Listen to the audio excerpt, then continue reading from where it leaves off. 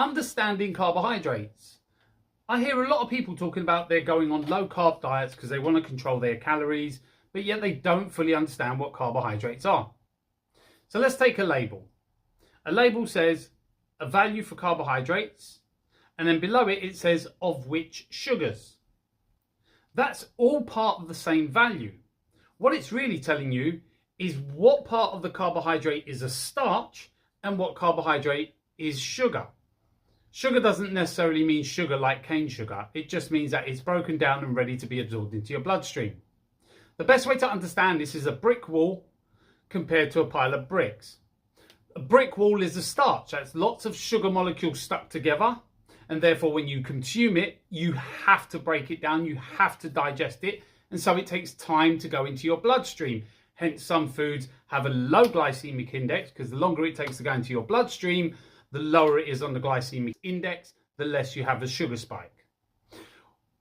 The part that says of which sugars is much like a pile of bricks. Each pile of brick representing the sugar. When you consume that, it goes straight into your bloodstream quite quickly. That makes it high on the glycemic index and it raises your blood sugar quite quickly. We can also see this when we get a blood test, and it shows you the value of your blood sugar, normally called the glucose value. But glucose, sugar is all the same thing. So where do we find all these sugars and these carbohydrates? Well, firstly, vegetables. Vegetables are mostly starch. In other words, you have to break down the carbohydrate within the starch to get the sugar to raise your blood glucose. Fruit. Fruit is sweet to taste, so we know that most of the fruit is in the form of sugar. When I say sugar in fruit, it tends to be fructose and glucose. So as you can see, type of sugar is named by where it comes from. In milk, it's galactose or lactose. In wheat and barley, it's maltose and dextrose. So wherever the sugar has come from, it normally takes that name.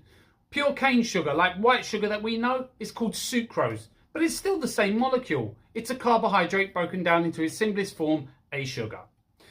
Pasta, bread, all these things have sugar in the form of starch, which means it takes longer to get into your bloodstream.